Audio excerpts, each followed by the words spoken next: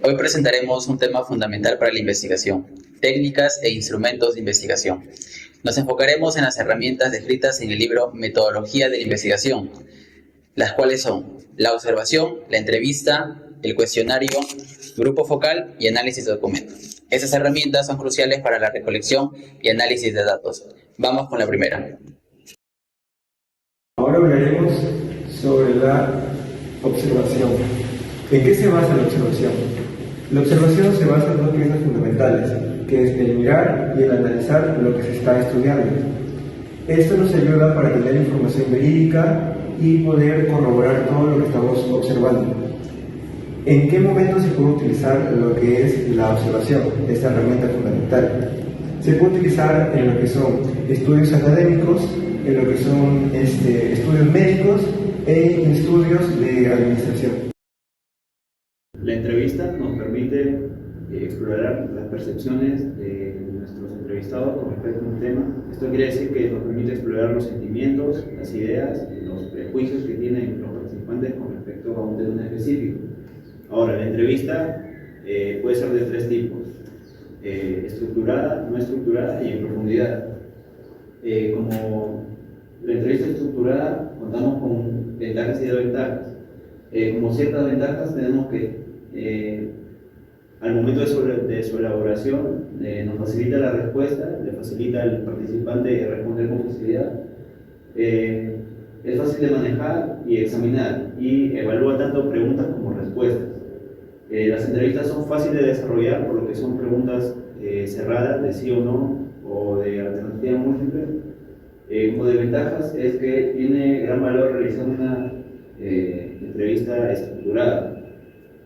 No se puede obtener tanta información personal como se desea, y en el caso de la entrevista no estructurada hay mayor facilidad de hacer preguntas abiertas, ya que no son preguntas cerradas. Nos permiten profundizar un poco más en el tema. Se puede omitir las preguntas o respuestas que crea el entrevistador, que no son importantes.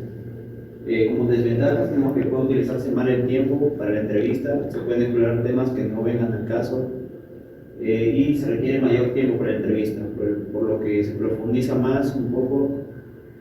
Y como limitaciones en la entrevista tenemos que primero toma mucho tiempo. Como lo acabo de mencionar, en una entrevista no estructurada se puede salir del tema cuando se desee, y eso toma tiempo.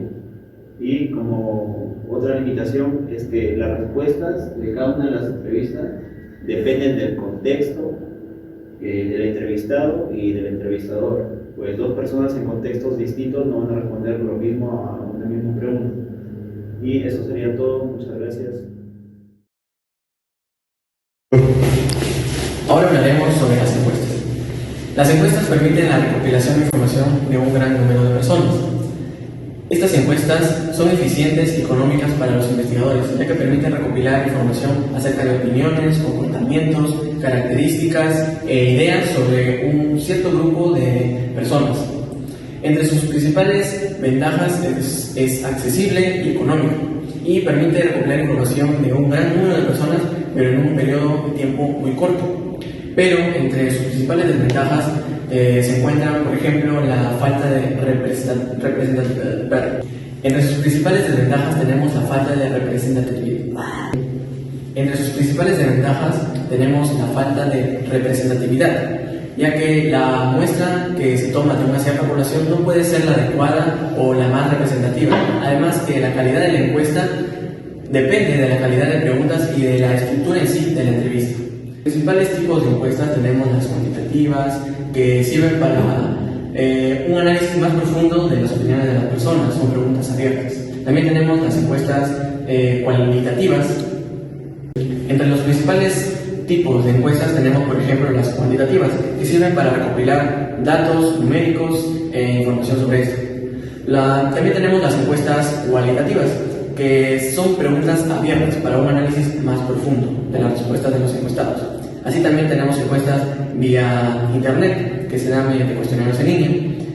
También tenemos encuestas mediante llamada, encuestas en personas y encuestas mixtas, que se dan, por ejemplo, entre una combinación de los anteriores tipos de encuestas.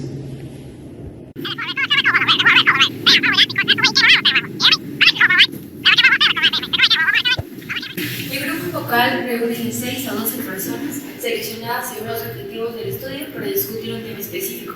Esta técnica nos permite explorar dinámicas grupales, identificar necesidades, recoger diversas opiniones y analizar perspectivas sobre un tema en particular.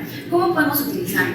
Cuando se busca un problema nuevo en una investigación, por ejemplo, cuando un grupo de médicos se reúne para discutir sobre la cura de una enfermedad, acá se puede observar una imagen. Otro ejemplo basado en cómo conocer las dinámicas sociales de una comunidad sería en una escuela cuando se realiza un grupo focal para comprometer cómo interactúan los estudiantes de diferentes grados y cuáles influyen sus posibilidades en sus conflictos o amistades. Otro ejemplo basado puede ser para reconocer perspectivas y reacciones públicas generales.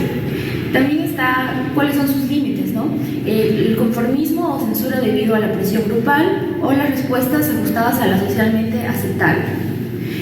También ¿cómo podemos o qué exige el grupo focal en este caso? También exige un moderador que guíe las sesiones de forma imparcial, una coordinación y logística para la reunión del grupo. ¿Y cómo podemos realizarlo? El equipo debe estar compuesto por participantes cuidadosamente seleccionados según los objetivos de la investigación en este caso. Las reuniones suelen durar entre 1 hora o 2 horas. Es clave emplear un guión de grupo focal para organizar los temas a tratar y asignar los tiempos aproximados a cada discusión. Analizar documentos es como leer con atención. Consiste en revisar textos como informes, registros o publicaciones para entender mejor un tema. Según algunos expertos, esta técnica se usa mucho en la historia, sociología y también en estudios de mercado.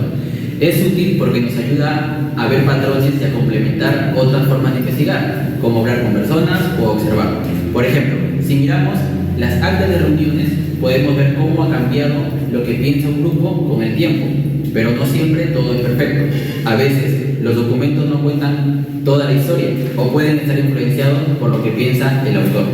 Por eso es importante leer varios textos, analizarlos bien y pensar en el contexto en el que fueron escritos. En conclusión, hemos explorado cómo estas técnicas e instrumentos, desde la observación hasta las pruebas, pueden ser aplicados de manera estratégica para así responder preguntas de investigación de forma efectiva.